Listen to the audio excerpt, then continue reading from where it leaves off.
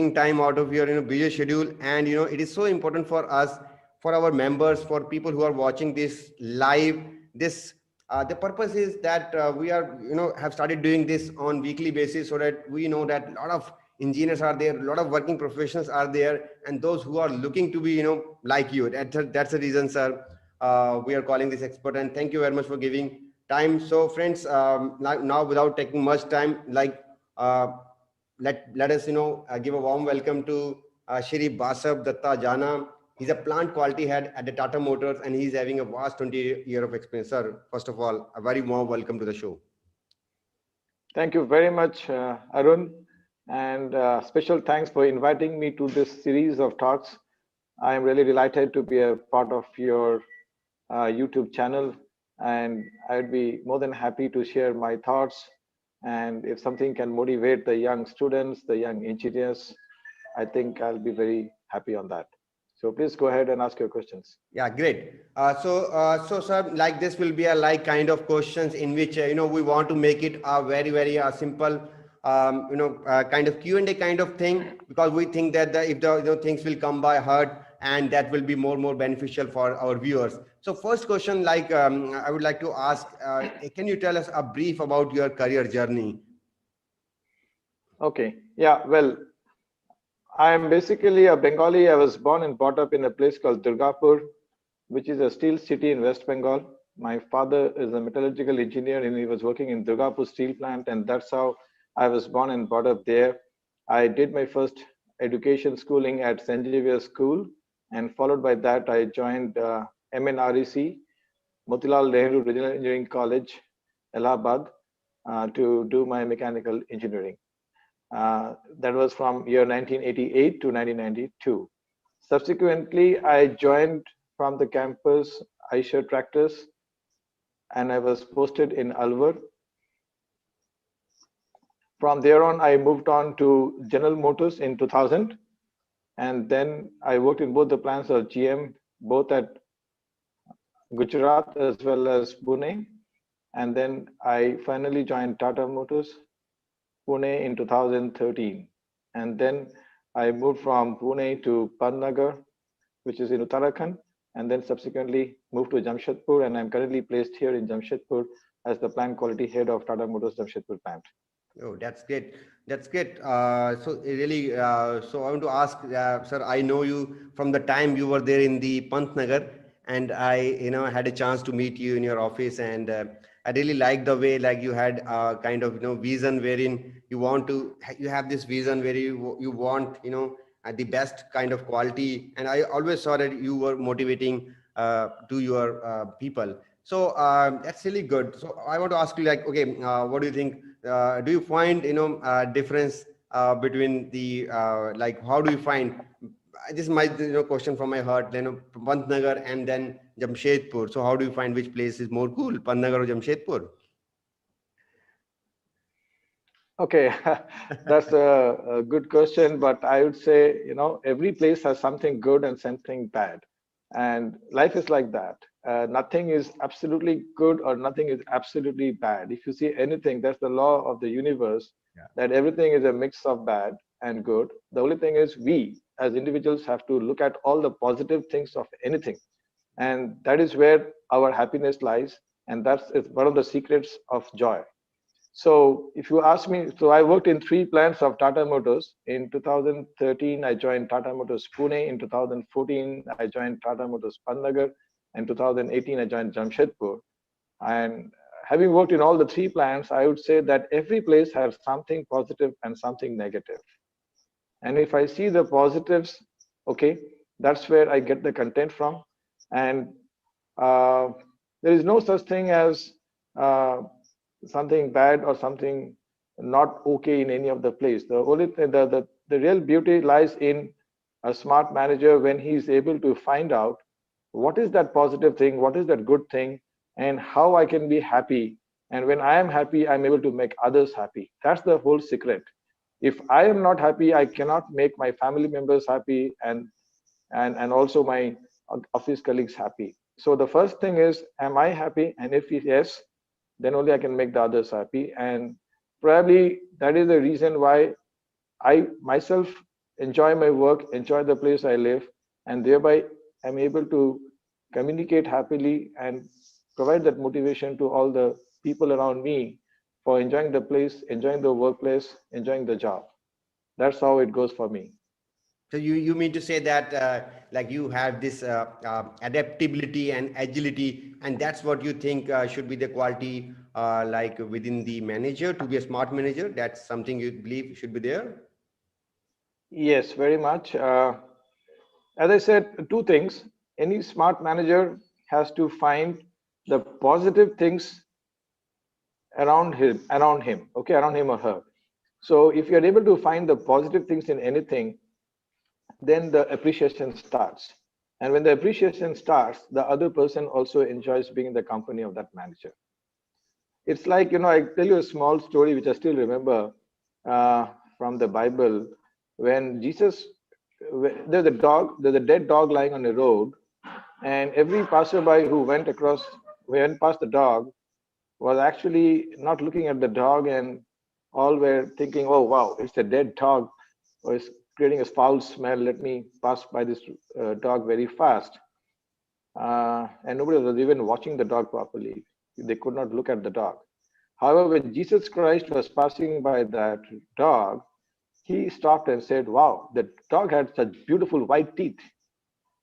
So the moral of the story is people who are great or who aspire to be great have to find the positive things, the good things in everything that they see. And as I said, in this universe, nothing is absolutely good or absolutely bad. Everything is a mix. And we have to find that positive thing, that good thing amongst all that we see.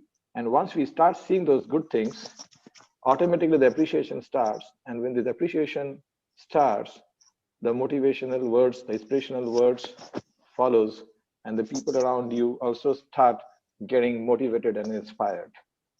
So this is the mantra that I follow. I try to follow rather, and that's how makes me happy and my surrounding people happy. That's great. So that don't be a kind of complaining in nature all the time, because that's what like your mindset becomes that complaining in nature. So that's great. So I think that's a good learning that we have to be agile. We have to adapt to the adaptability should be there, and we need to appreciate the good things. Great. So good. Yeah, Sir, let's absolutely. talk. Yeah, yeah. Just one point. Yeah, you're right. On the adaptability is also a very good point you mentioned, because whenever we move to one place to the other place, or we change a job, or for that matter, whenever we change one phase of life to the other phase of life, adaptability is a very important thing. And as they say, those people survive who adapts to the changes required, right? And in our industry also, one of the greatest challenges that we face is the change management. Yeah. Whenever there is any change in terms of man, machine, method, material, always the challenge is how do we adapt fast to the changes, and how do we streamline our jobs.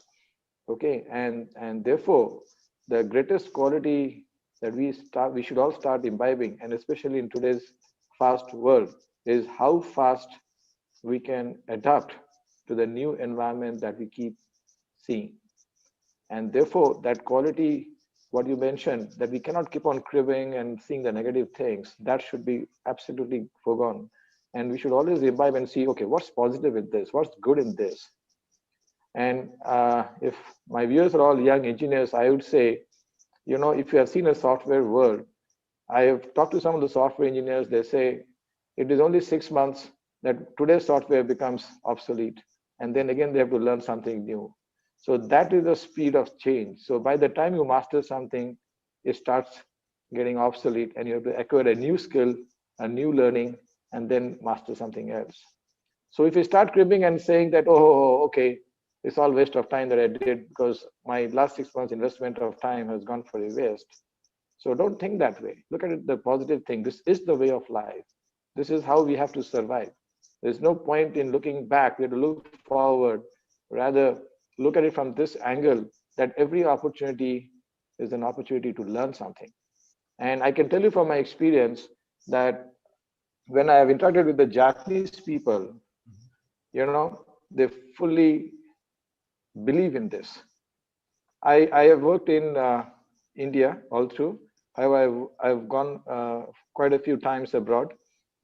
So many times we Indians think, oh wow, today there's a problem in the job, there's a problem in my factory. Wow, it's a bad time for me. I have to get into all the details and solve the problem. And many of us start cribbing. Wow, that's a bad day for me. Whereas if I see a foreigner, say a Japanese, he says, wow, today there's a great opportunity to do something new, to break my monotony, and probably I learn something. So he is very bright in acquiring this problem and then adapting to start solving the problem. And I think this is what the nature and the habit we all have to inculcate, because if you do that, we will have such an easy life and we'll be able to grow and learn much faster. Okay. So Arun, what you said is very correct. Adaptability is very important. And the last one that you mentioned is on the agility. That's also very, very important in today's life. The world is very fast, and therefore to match with the pace, we have to be agile ourselves. Because unless I am agile, my team will not be agile, and unless we as the team are not agile, we cannot match with the fast-moving pace of the world.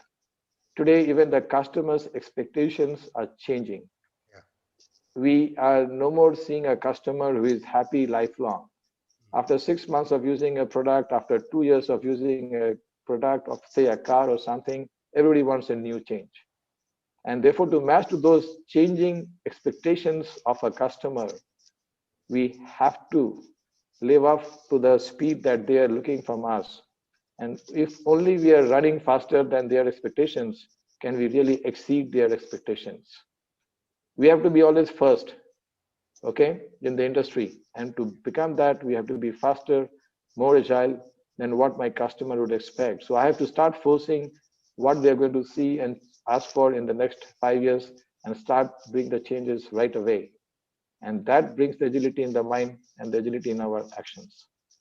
So all these put together makes it a very powerful combination. We have to think positive, we have to adapt, and we have to be agile. If we do all these three together, I think then you are in for it and we'll get the success.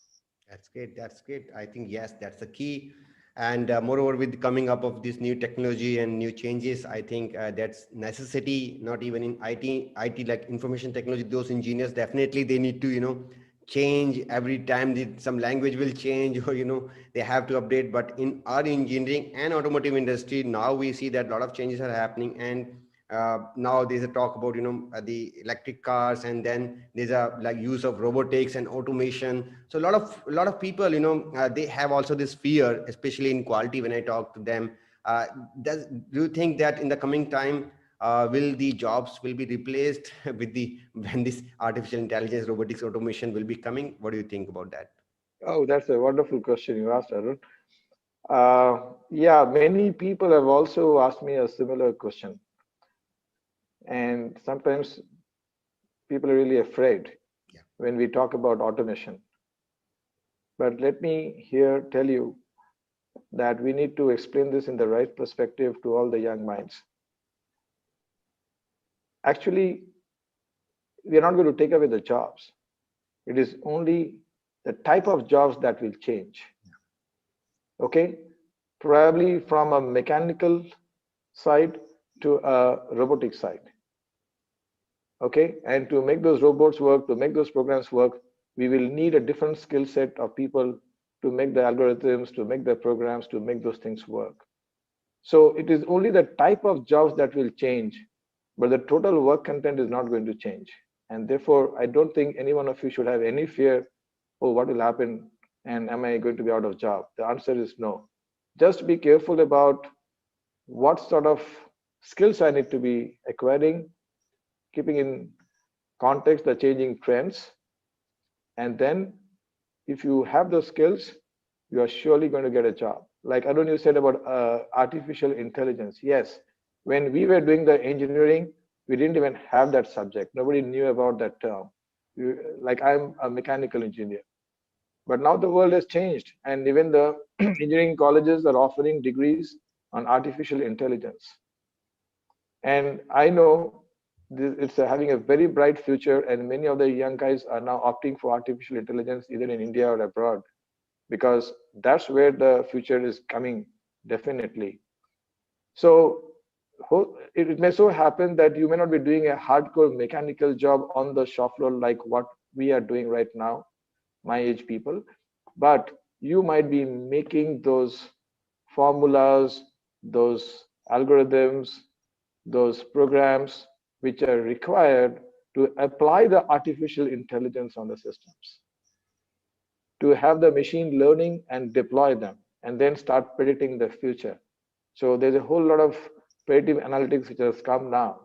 So your job is now going to move away probably from those hardcore mechanical things to the software world, where you'd be engaged in making uh, something from the soft side to work for the mechanical things, like say I said robots. Okay, so that's what it is. It is only the nature of job that is going to change. The total work content is going to only remain same or increase with the increasing business that we see in the world. Absolutely. That means that those people who have this adaptability and those who are continuously learning. So as you said, that nature of job is going to change, but definitely jobs will be there, but the nature of jobs will change. I think that's a key. Right, The nature right, of job will change, jobs are going to be there, right? So we need to adapt ourselves with that change. We need to upgrade our skills uh, as per the market requirement. That's great. That's great. Okay, right. so sir, I would like to now talk something about your career, because there are so many people who want to be a quality head, and you are the planned quality head of such a massive organization and such a great responsibility. So I want to ask you, right, what are things you feel proud of, like as a quality head, as a career, like what are the things you feel you are proud of in this field of quality? Okay. When I started my career, to be honest with you, I did not know that I'm going to pursue the career in quality. Yeah. Okay. So if I think back, when I joined as a GT, I joined Aisha Tractors. It was the first company that came to my campus. I got selected. I was the first man in the campus to get selected in Aisha, and I was so happy about it. So subsequently, many other companies came, like Tata Motors, Tata Steel, everybody came. But then because the rule was to get only one job and you cannot apply for the second job, so I didn't get a chance to apply to the other sector. So having joined in Aisha Tractors, it came for a decision making which function to join. And then I was thinking, as a young engineer just out of the college, why don't you go for a techno commercial world where I can learn technical as well as see the glamour part also? So I opted for purchase department, because when I'm purchasing something, I have a chance to learn into the technology as well as go out and see my suppliers, my vendors, and also go outside my office and have some fun outside. So with that thinking, I took my job in purchase department, and first 1.5 years I was really enjoying. I was a bachelor and I was visiting many of my suppliers, going to Delhi, going to all the good places in India, looking at all the different suppliers' plans, and really enjoying that. But after 1.5 years, I was introspecting and trying to think, what am I doing? And then I realized that I moved into a chasing job for schedules. Like if I have to make 2,000 tractors, then am I getting the material for 2,100 tractors every month? And I was more into a chasing job. And then I realized it is getting a little bit monotonous for me. So that was the time when uh, there's a huge wave of ISO which came into India. And my boss asked me to be the coordinator of ISO from the purchase department and support the MR to make the quality systems for Aisha Tractors Alwar plant. This was in 94. So I started working as an ISO coordinator. I did not know the ABC of what is ISO, and there was nobody good also to train me. So I went to the bookstores in Delhi, purchased some good books on ISO, and started learning, understanding what on the concepts of ISO. And with my self-learning and with some guidance from my seniors, I started working on these ISO systems. Probably I was doing a good job. After working for 6 months into this role, the quality head of Aisha Tractors told my boss, can you please ask Basab to work for me full time for ISO for the next 9 months because there's a huge job to make the quality systems and get qualified for the ISO audit. So that was a challenging task for me. When my boss gave me this proposal, I said yes, and I then moved to quality department on a temporary basis and working purely on these quality systems for making our Aisha tractors and our plant ISO compliant. After working for 9 months and going through rigorous audits through BVQI and other agencies, we finally got ourselves certified in 1995. So once I got it done, I got promoted, and the the head of quality absorbed me in his department. And I was also very happy having worked with this new experience on ISO to shift to quality, because then I felt that it is not a chasing game of numbers. It is more of understanding a lot of technical things. Plus, you get a whole plant scenario to evaluate, and you get a chance to talk to different quality heads, different departmental heads, and understand the systems processes and make those aligned with the ISO requirements. So I said yes, and that was the first time that I moved to quality in 1995 end. And from there on, my journey has been mostly in quality. So I continued in different functions of quality in Aisha, and then in 2000 I got married. And when I got married, my wife was working in Delhi, so she would not get a job in Alwar. It's a very small place. So I started looking out for a job somewhere else.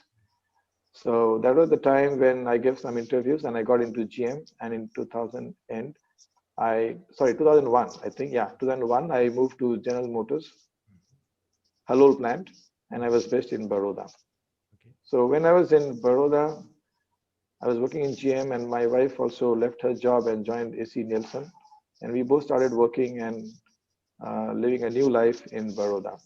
It was a very exciting journey in my life because I was newly married. It was a new place and it was a new role, and that too working in a very prestigious MNC, General Motors, which was number one automobile company in that time. Now it is number three, but that time it was number one. So it was a real matter of pride to work in General Motors. But when I joined General Motors, I was in quality department, but I got a good exposure to work in various functions of quality, including what typically in many companies is called as manufacturing planning.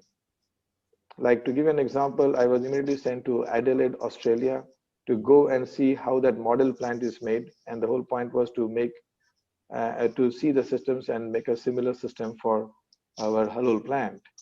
So this was really a nice experience. If you ask me about my excitement, the excitement actually started when I started getting exposure to these different quality systems, the different quality procedures, the different plans of GM. And I think that was a real good learning time for me, and a very exciting time for me because I got a chance to visit many countries. And every time we used to have a launch of a different product, I would go there and see the product. Like the first product that I contributed was Tavera, and for Tavera, I went to Isuzu plant in Indonesia. And Okay. subsequently, for the other models like Optra and other models, I had to go to Korea. And then, of course, lastly, when we became bankrupt, we tied up with SAIC in China. And for the sale vehicle, also, I had been to Shanghai and other places. So this was a really exciting phase. And I probably could enjoy my job because I was not into a chasing game. I was not in purchase chasing the numbers, following up with suppliers for the production numbers. Neither I was in manufacturing, where the pressure is on making the numbers by any method that you want to adopt. And I am a person who does not enjoy doing a monotonous job or doing something as a routine daily and chasing numbers. I was always looking for something which will give me a good sense of satisfaction in learning something new and which brings a variety. And quality is something which actually gives you that exposure. Why? Because you don't have to run out to the numbers. So if you want to learn something technical, want to learn something new, you have the time to do it. And being in quality, you always have to be on your toes to delight your customers. True. And because of the changing expectations of the customers, everything will change after a few days or week or months, whatever. And then again, we have to rethink how do I have to make my customers happy. So I have to demonstrate my customer centricity, and based on this customer centricity, I have to relook and push my other departments to deliver that type of product, that type of service, which will delight my customers. So this is also a very difficult job. It sounds easy, but in quality, the challenge is that I'm not the boss, or I do not handle all the functions, but I have to have a great influencing capability to influence my other colleagues to deliver a high product quality. So this is a different type of challenge, but that is all the more fun. Okay. And being in quality, you can also command a lot of respect, because when people hear you talking about quality, people hear you asking you talking about what is customer centricity and what customers are looking forward to. They also realize from a customer perspective how they should work. And believe me, nobody comes in this company to do anything wrong or to do anything bad. Everybody wants to give their best output and to do their best job. So when you make people realize that if you do this way, and if the customer suffers, this is what we get a bad name. Once you make the people realize, including the operators, they also start working towards quality and giving the best output. And when we play this type of role, it gives a huge satisfaction that it is not only my team, I am able to influence many other team members across the plant, and we are getting aligned to what the customers are looking forward to. And I think this is the most exciting job as per me. So this quality function, I'm telling you, would be one of the most sought after functions, because every company will have to deliver a quality product and a quality service, and therefore this quality function will always be there, right? So there always has to be some people to take care of the quality, and I find this only going to be more uh, demanding and growing, and going to stay there forever as long as the companies are doing business, because customers go, we have to make them happy, and for that we need to have a department to take care of their needs and who can translate their needs into the actions in the shop floor.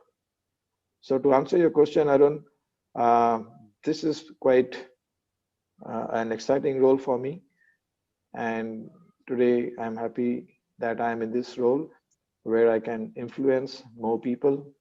And I also have a lot of opportunities to interact with many of my business partners, right from supplier community to the dealer community. And being a plant quality head, it's an end-to-end service that I have to look into.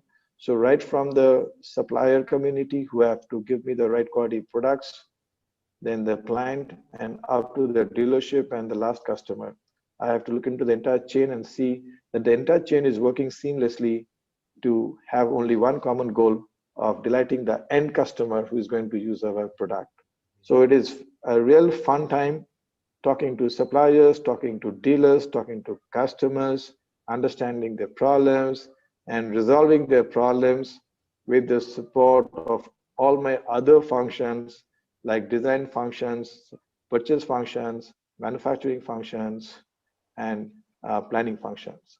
So that brings a lot of variety in the job, and that brings a lot of excitement to me.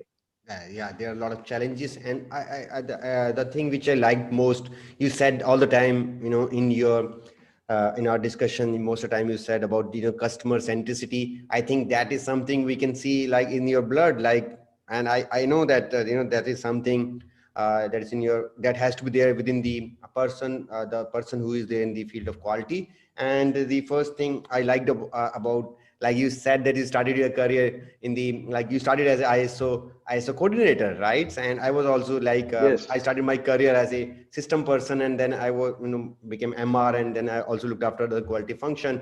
So this gives a hope, like to our viewers, that those who are into quality systems, that yes, there's a lot of, possibilities. And as you said that you love this, quality management system, and that is what, Basab, you might be aware that that is what is Submastery is into. Like we started our this online journey with this Yeah. quality management system. Obviously now we are expanding into different courses like Lean, Six Sigma, and other like TPM, TQM. But we started with this, and we have like more than 7,000 members who are the learners. So that gives me a real, as you said that time, that you used to go for buying a books, but now the things have totally changed, right? A Yeah. lot of things are available on internet, Online. YouTube, and a lot of Yes. online courses are available. So that's a complete change. Now the lot of knowledge is available, right? It's available on internet, it's available on the in a structured approach. So I think that's a great thing. And yes, so like you talked about the challenges, I love this, that there's always a challenge, because there'll be always some problem will be there, right? And one thing like which I found challenging for people, those who are in the field of quality, like there's a lot of pressure when it comes to, there's a common fight, between production and quality all the time. The production people, they will talk about the delivery, and they will talk about production numbers, and then they see quality people as a some kind of a policing kind of person. I know when I was there at that position, sometime we used to make feel like they used to make us feel that we are a kind of police, and we are stopping the line. We are the person who is not allowing the delivery to happen, and that will bring a lot of loss. So how do you see this like fight between production and quality, and how do you manage this? Because sometimes the quality people are blamed to stop the line. Absolutely. Great question, and a very pertinent question, I would say, because that's the practical work. Okay. And you have actually asked me a question which practically we face every day. So different companies have different cultures. I have seen an Indian company, I share, then I moved to an MNC, which is General Motors, and then I'm again back to an Indian MNC, which is Tata Motors. So how we need to behave on the floor, how we need to behave in this company will also depend to a large extent on the culture and the mindset the people have. Okay. Like I can see, if I go back to GM days, we had a very clear cut responsibility defined for every function. And therefore, in quality, I could say, okay, stop, this will not go. And unless you correct, this will not happen. So with that stand, probably the company was okay because there were other people to work on the issues, rectify them, and get moving. So this is one sort of culture. Now, if I come to Tata Motors, yes, there are many other sets of discussions we do. And here I cannot take the role of just stopping and letting others do it and then waiting endlessly. It cannot happen. So here I've learned a great lesson that we have to give time to the people to even improve, that we keep benchmarking our products and services with what is best available in the market or what is best available in the world, and try and continuously improve on our product and service to cater to those expectations of the customers. And when I talk about the customers' expectations, it is not only the stated needs of the customer, which they directly ask for, but it also includes the latent needs of the customer, which they may not spell out immediately, but they would definitely from inside desire to have it. And the key to success for any company would be to understand that pulse of the customer. What are his latent needs? What are his hidden needs? And if I can foresee it, work upon it, and deliver it, we are done. That is when we as an organization have delivered the true quality, which has actually delighted the customer, and that will create a long lasting impression on the customer, which is going to stay with him forever. And those type of customers will be our repeat customers, guaranteed. So this is what we have to understand, and this is how we have to play our role in the company, and keeping the final guy, the final end customer, in mind. If it follow this approach, I'm sure every one of us will be successful in every company in whatever field we work. That's good. Good, great, great. So great. So, sir, now I would like to talk about, about the career, like as a quality, because a lot many, like of our viewers, they would like to be like you. They have this aspiration that I want to be. There are many engineers, who say that I want to be a quality head.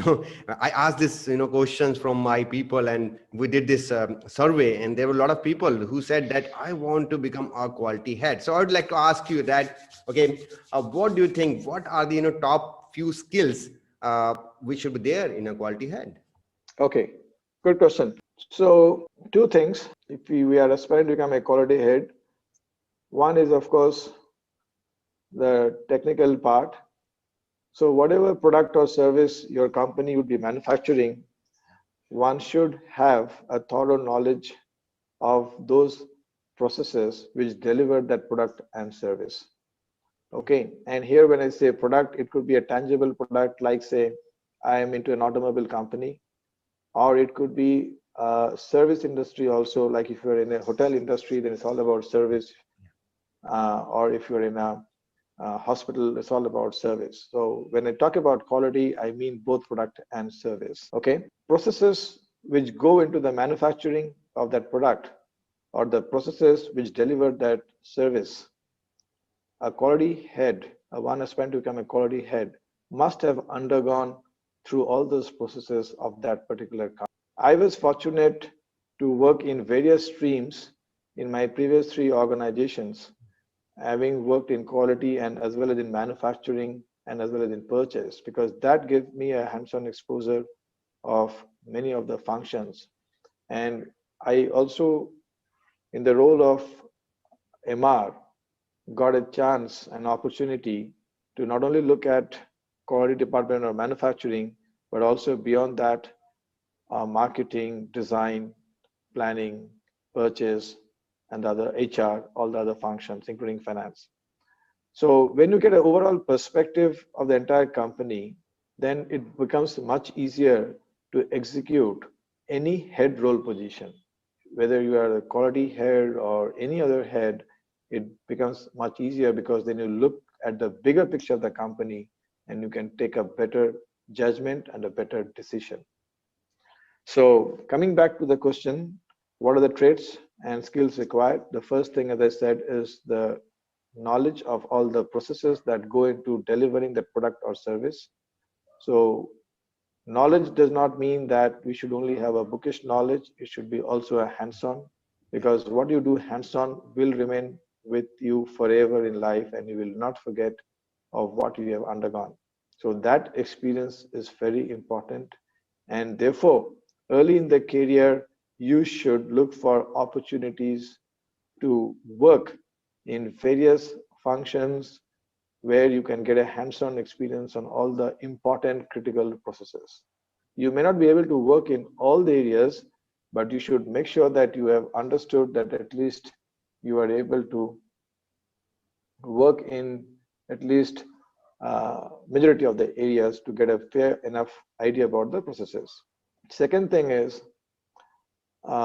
you have to be imbibing a skill of uh, analytical analytics, I would say, data analytics, because quality is all about data analytics.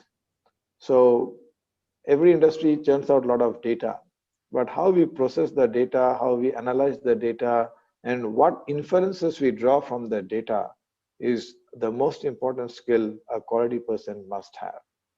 That person in quality can make a difference by looking at the data and giving the inference of where the company has to focus upon. So in today's world, therefore, the statistical process control concepts plus Six Sigma, typically what we call in the US companies, and application of shining techniques, all these become so important. So a very good knowledge on statistics, a very good hands-on application on the data analytics part, and ability to draw inferences from the data is one of the skill a quality person must acquire, and especially if you are aspiring to become a quality head, this is a very important trait that you must have. And the third thing, the last thing is, of course, a quality person should be cool and assertive, Yeah. because you have to negotiate in many cases to create a win-win situation when you deal with your colleagues, your business partners, your suppliers, your customers, or dealers, or anyone. So we must know how to create a win-win situation so that you are able to pacify all your stakeholders, and especially when you are dealing with your customers. If a customer is angry on my product or service, we cannot give whole bunch of excuses and dump it on him and say this is only the way we can handle it and nothing more we can do for you. We have to pacify him and make him feel happy that he is a part of our family, and that I would look forward to keeping him with me lifelong. So for all these, you also must be having a very cool, assertive, calm attitude and able to create a win-win situation for any transactional discussions that we have. Okay, so to sum up, as I said, one is the technical knowledge about the processes that go to deliver the product or the service of the company. Second thing I said is the knowledge of statistics and drawing inferences from the data. Then third is the assertive attitude with the ability to create a win-win situation in all the transactions that we do. And this combination of three, I think, would be very much required for any person to be successful, and more so if somebody is aspiring to become the quality head of an organization. That's great. Yes. You also talked about in the beginning, like the knowledge of QMS, quality management system. So, how much do you think that the knowledge of QMS will be beneficial for young engineers and the person who aspire to be a quality head? Oh, yes, it's very, very relevant, because I'll tell you, when we were younger, we used to make the QMS manual, Yeah. and whenever a fresher would join, we would give that QMS manual to that person and say, Yeah. you read this book Yeah. and then come back to me if you have any question. So that's a beautiful way to give a macro view to the person about how the company functions and get an idea about what are the inputs and outputs for any process and what are the key deliverables the process has to give for delivering a good product. And I have personally benefited a lot by going through my QMS journey very early in my life. Okay, as I said, 2 3 years into the company, and I was given a chance to work 9 months full-fledged on making a quality system. And I think that gave me a huge opportunity to learn something new and also to know what are the systems and processes of my other functions in the company. Every function I had to make a quality system process in discussion with the departmental heads. So when you have an idea about the quality management system, it gives you a very good idea about how the processes are interrelated and how in an organization we have to work seamlessly to deliver in a very agile way the best product for the customer. So I would say that anyone who joins the company should be first given this orientation of QMS Yeah. in a macro way, and then depending upon his or her role, we should go into more depth and then imbibe those traits so that it is easy for that person to deliver or to lead and coach the teams in the future as he or she grows up in the organization. Like, to give you an idea, if somebody is going for IITF Yeah. and there is a question on MSA, on process capability and stuff like that. So as an early entrant into the company, an engineer may not know these things, but if the role calls for that, then that person has to get into the depth of those MSA studies, the CPCPK studies, and really needs to know the technical side of those details. Because unless he or she is aware of it, he or she cannot deliver it. Okay, So to answer your question, Arun, the QMS I think is a great platform for a young engineer to know, because that gives them the right perspective of how a company works and what are the important things in any process which are required to deliver a high quality product. Okay, and then you will all realize that if you are good in the QMS and if you understand the system, tomorrow, not only quality head, for that matter, any head or being a head of any organization, you will be able to relate very fast where systems are going wrong and where we need to take the action. Absolutely. And let me tell you, at the younger ages, we work on the technical problems and do the technical solutions to resolve an issue. But as we grow up the ladder, we have to come out of technical and we have to look at the systemic improvements. We have to understand why. See, when a product quality fails, or because when a product fails or a service fails because of some issue, there must be a technical issue. Is fine. That is only a symptom. The point is there is something bigger not working or not happening. So we have to understand what is this system issue? Where is the system going wrong? Where is this gap happening? Maybe two systems are not communicating. So this system analysis must be done. And if we as a management can take care of that, the company will really be able to sustain the improvements and keep continuously improving better and better. And there, then you will find the company is doing better launches every year and not repeating the same mistakes. So it's very important that if you have the QMS knowledge, you will be able to find out the systemic issues and then drive for systemic corrections in the company. And that will give you the true resolutions and sustenance not to repeat those same mistakes in future. Right, right, absolutely, absolutely, sir. I see, I see like change. I think like when we see the lot of vacancies are there for the QA professionals, like um, in the JD job descriptions. I think maybe I think HR people write that, or even you people also ask that. They need to mention that person should be good in QMS. He should have knowledge of this environment, health and safety 14001, and then ISO 45001, and then they say you need to have knowledge of lean, and then they say knowledge of TPM.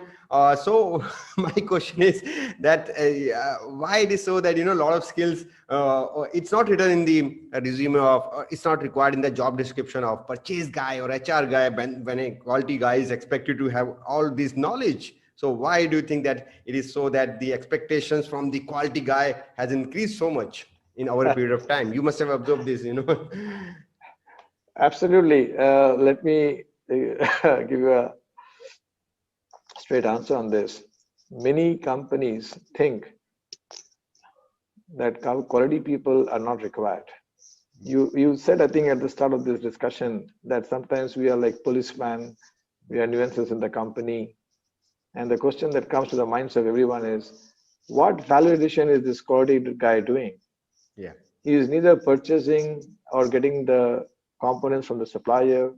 He is neither assembling it, and neither is he doing marketing. Neither is he selling it to a customer.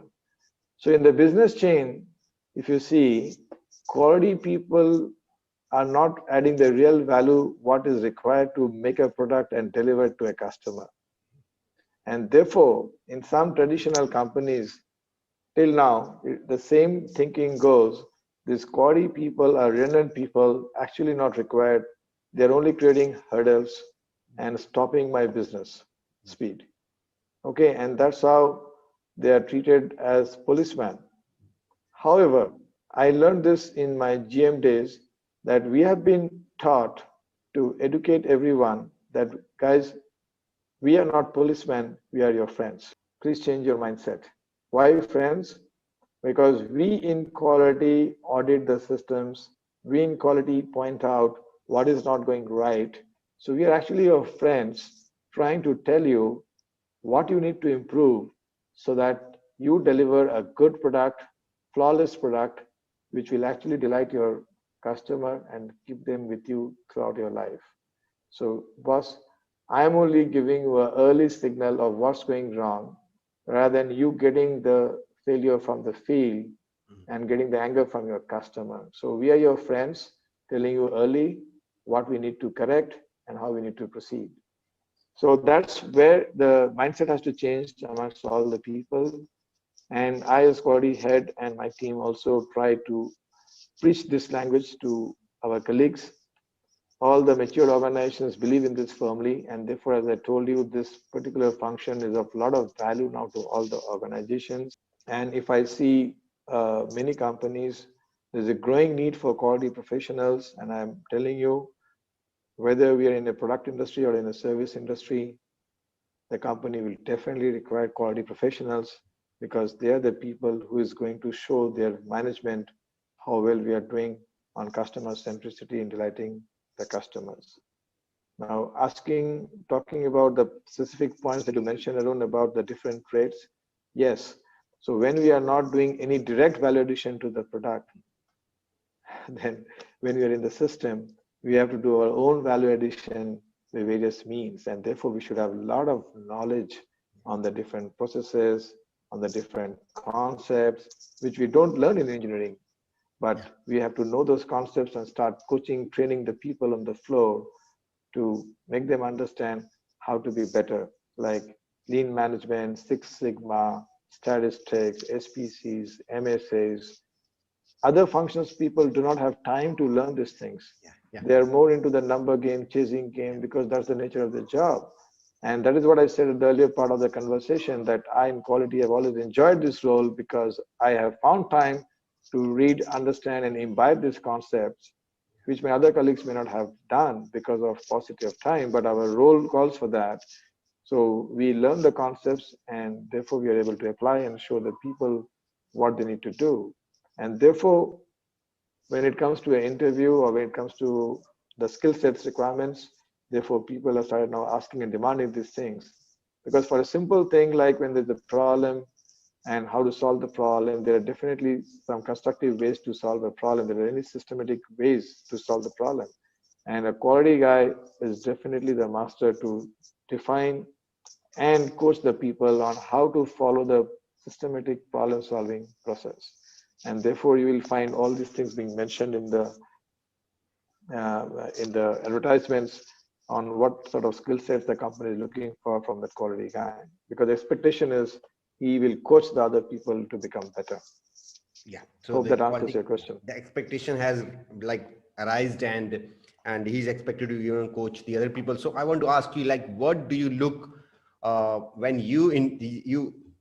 have done, must have done, thousands of interviews for engineers. So what do you look for, like an engineer, when you select any person for your company, Tata Motors? What do you see in an engineer?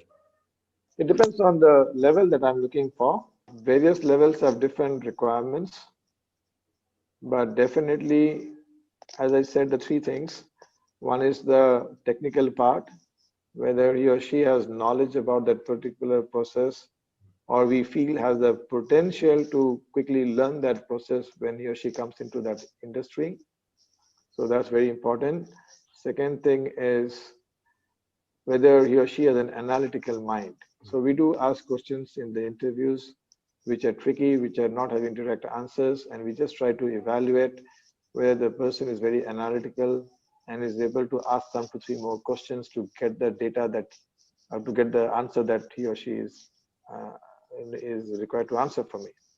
So sometimes I might give a data which is not sufficient, and I then ask, okay, what is the result and what's the answer? Tell me.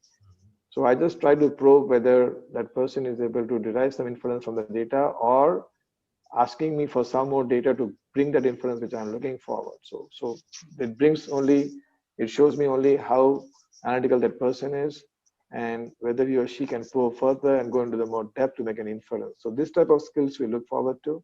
And the third thing is, which I also mentioned in the early part of my interview, is that person cool, assertive, and do we feel that he or she can create a win-win situation? Because in this role, you cannot be aggressive, you have to be very assertive. And assertiveness is all about creating a win-win situation when we deal with others. Yeah, yeah.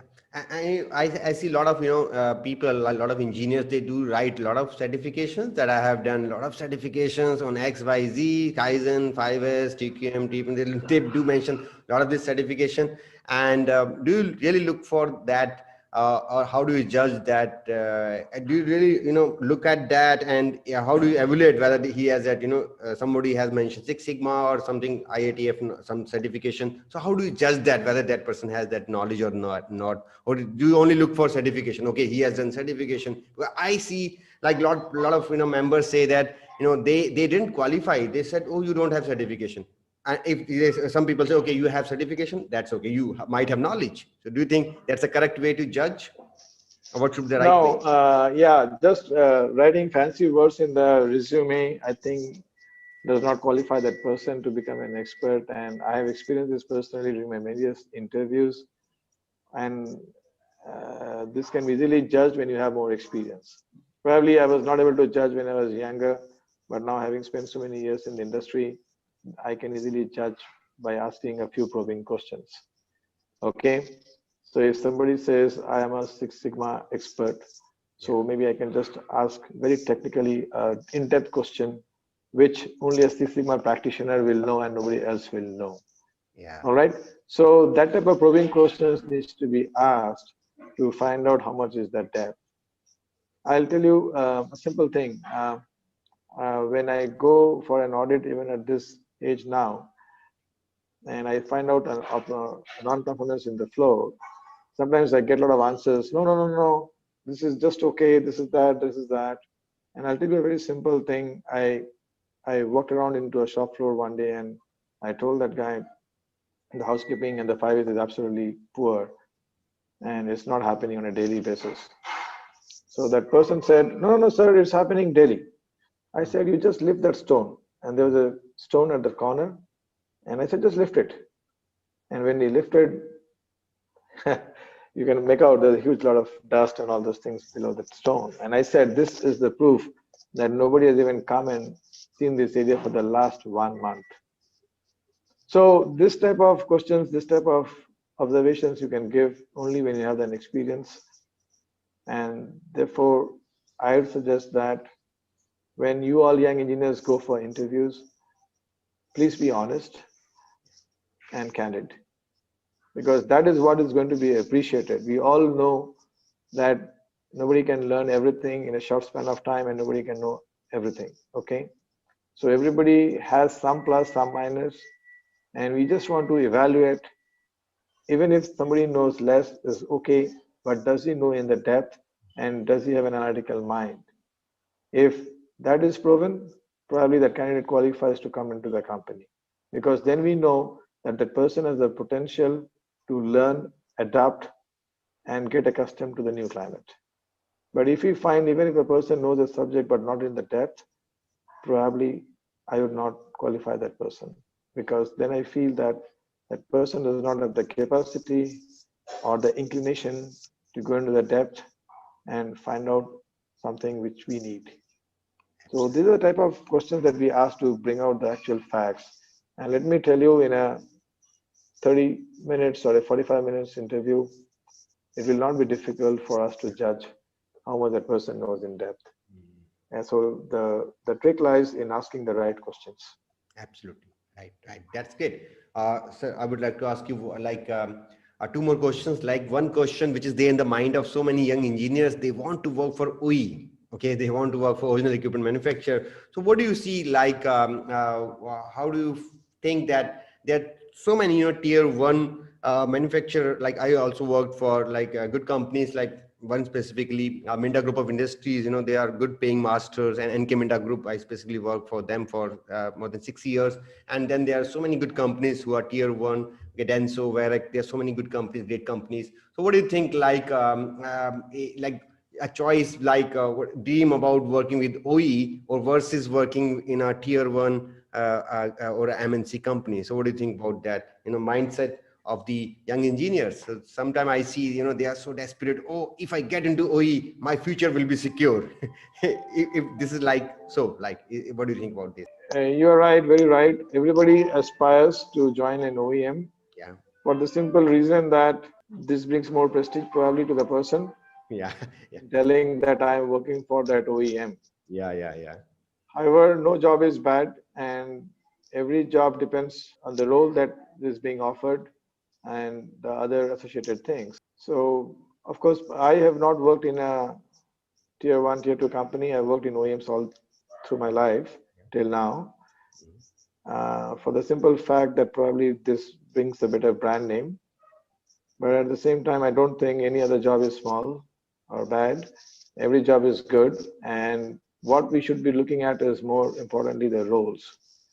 And I know many people have left the OEMs and joining a much higher position in the other companies, and that would be a more satisfying role for that person because then he or she becomes the head of a particular department and grows faster, and that is what brings the real satisfaction to that person and the real learning.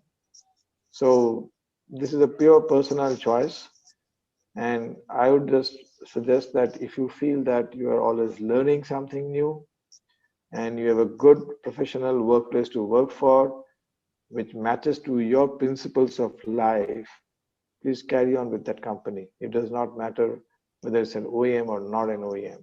Yeah. But it's very important that the principles of the company should match to yours.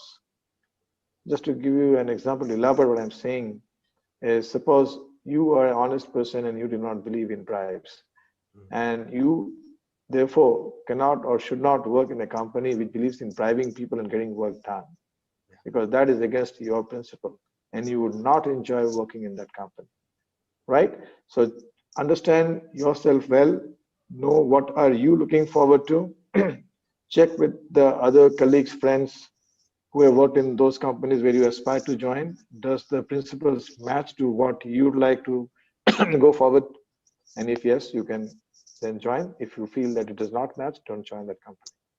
Absolutely. Yes. That's Yeah. what my advice would be. I think that's the right thing. If you are enjoying the work and you feel that there's a lot of potential to grow, I think that it does not matter much now. When it comes to salaries, also I see there are a lot of companies who have Oh yes. paying good salary and good opportunities to learn.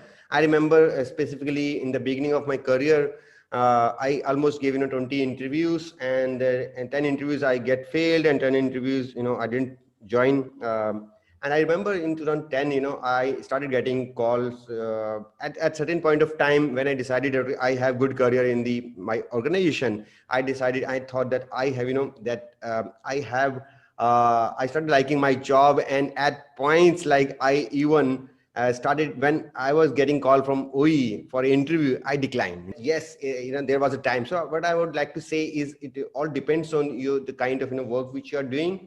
And as you said rightly, there are, if you have right mindset, if you're getting opportunity to do something, I think it does not matter. As you said, it's all matter of pride, where people say, oh, I work in this Honda, I work in this this ex Maruti. So it's also a matter of pride. But absolutely, yes, if you get chance, so definitely you should. But if you're getting good opportunity in your present job, and as you said, if you're really enjoying and learning and getting good salaries and opportunities, so I think all the thing is that you have to work. Either you do work in any of the company, wherever you go, you have to do the work. So but still I Absolutely would like to correct. ask, right, how people should apply, what are the ways people should apply if somebody want to join the prestigious company like yours. So what is the way, like how the job opportunities, because sometimes people feel I need to have contact, then only I'll be getting the job opportunities. So what's your take on that, through your through how people should be applying to, so that they can get the opportunities in OEs like you.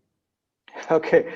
Yeah, but that's a myth, I would say, that we need to have contacts Yeah. because I know in many cases, many friends or my colleagues contact me and say, can you get me a job in your company? Mm, And although I'm not able to say on the face, mm. honestly, what I want to say, but let me be honest here Yeah. to advise you all that avoid making those, uh, avoid asking for those favors from anybody in that particular company where you need to join, because in a professional company there is no value for this. Yeah. Yes, it could be happening in a very private company, family-owned business where people know each other and probably will recommend. But in a professionally managed company, This context hardly matter, because finally we are professionals and we have to see the competency of that particular role. And if you match the competency, you get the job. That's it. And therefore, I also do not recommend any candidate with whom I feel is not competent for the job they're applying to.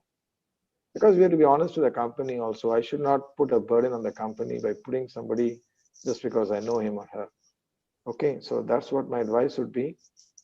And secondly, how do you apply and get into these OEMs? Yes, it's tough. Um, and let me tell you, going from a OEM to a tier one, tier two company is probably easier, but coming Yeah. from a tier one, tier two is sometimes difficult to get into an OEM, although it does happen, but I just said it's easier. Okay. So the first thing is, if you are looking for getting into good companies, you should also first aspire to get into good universities and colleges. Okay. So if you are into those good universities from where the campus hiring happens, then straight away your chances to get into these OEMs. You don't have to think much. Like in my case, as I told you, iShared came in the campus, I applied and I got into iShared Tractors. That's how it is. Similarly, Tata Motors, Tata Steel, all these companies were coming in our campuses. So that's the first and easiest thing to do. Apply for the campus interview and get into the job. Subsequently, also, when you want to make a shift, you can always put your biodata into Naukri.com or any of those similar websites, and also LinkedIn. Yeah, LinkedIn. And I know I keep getting a lot of calls, because when I ask them for where did you get my number, they say that it was all posted in Naukri.com or LinkedIn, and that's how I called you. So it's good to put in those places, and the headhunters will definitely contact you if they find you suitable, matching to the experience that they're looking forward to. And the third thing is, when you're a little bit old in the industry, then a lot of headhunters call you directly. They do not disclose from where they got your name and number. Probably they would have heard from somebody, or they would have got some link somewhere, and they will contact you directly and say, okay, this is the role you have right now, but then this is the role I can offer you in so and so place, in so and so company. Are you interested? If yes, we'll take it forward. Fine. So, but that happens at a slightly older age, not at the initial stage. At the initial stage, when you are younger, it is more of your college and university that will get into the OEMs. And secondly, if you post in your LinkedIn or your Naukri.com and other websites, you stand a fair chance to get picked up from there, and somebody will contact you. Some consultant will contact you. And if you want to also make your own decisions and own choices, you can also browse through the newspapers. In our times, we used to see a lot of advertisements in the newspapers, and we used to apply. But I think nowadays the more focus is on the online. So Yeah. keep searching for those websites where you find the interesting jobs and keep applying. Although I can tell you I've done it a few times online, but I never got a call. So I don't know how successful it is. But now the times have changed. So keep watching in the net also. And if you find something interesting, please apply. Yeah, great. Okay. Yeah, I think posting in Naukri.com and sites like that, and nowadays LinkedIn is gaining popularity, wherein the social media profile is also seen before a candidate is hired. And I think not at senior position, but also at the middle level and junior level, the LinkedIn is also proving to be a good option. And we are also working on the bringing up the course on wherein we can help people on this interview skills. Well, I think that is something which will be helpful for so many people. Yeah. Yeah, that's right. Great. So, sir, I think it's more than an hour. Like, I didn't realize that you have shared so many good things, and you were so open about your career. And you, as I said, that this interview we are not going to do so much of the editing things, because we believe that it has to come by heart, and that's what the purpose of this expert talk series, wherein we call the expert on our channel, and so that they can share their real life learnings with you without any filter. Okay. You have seen the both parts, good, bad, ugly. Okay. Sir, it's really like great that you came to this show, and that's the purpose of this show, that how we can serve people and how we can help people, so that they have lot many queries. I hope that a lot of queries are answered, during our discussion. And if you want to give the one last message to the youth and the working engineers, those who are looking at aspiring quality heads, so what should be that message? Great. Thanks, Arun, for giving me the chance to speak in this series. Uh, I would say I would strongly encourage each one of you to become a quality professional in life, because when you become a quality professional, you learn to do and bring good quality in everything that you do. So when you're a quality professional, you're not only working for bringing out a good quality product in the company that you work for, you will realize that the traits that you imbibe, the qualities that you imbibe will help you to bring quality in everything that you do. When you do a discussion in your family, with your wife, children, father, mother, anyone, or for that matter, anything in the family that happens in the house, 5 years housekeeping, whatever, you will always be looking from a quality eye, and you will be able to coach the people to bring out the best quality of product and the best quality of service. And I'm sure this will happen because I myself am experiencing it. And sometimes even my wife also tells me, now I think we have all learned about quality. Yeah. So that's great. So this is my last advice to all of you. Um, Whether you work in quality department or not does not matter, but imbibe the quality traits that I spoke about. And if you do that, you will realize yourself the great benefits of having a quality mind, a quality eye, and a quality mindset. You will find there's a huge difference you make to the customers around you, and that customer centric approach will earn you a lot of respect in the society. Thank you Absolutely. very So much. nice. Thank you very much, sir. And if you are watching right now, so I will request, please hit the like button, and okay, and put also put the like button and push the notification, because you don't want to miss any of this series. So again, like, I will request every one of you, do share this with your friends, so that this should reach to the people. This should reach to the aspiring young engineers. And thank you very much, sir. Thank you. Thanks a lot for coming to the show. Thanks a lot. Thanks, Arun, for inviting me. Thanks a lot. Looking forward to the next one. Thank you.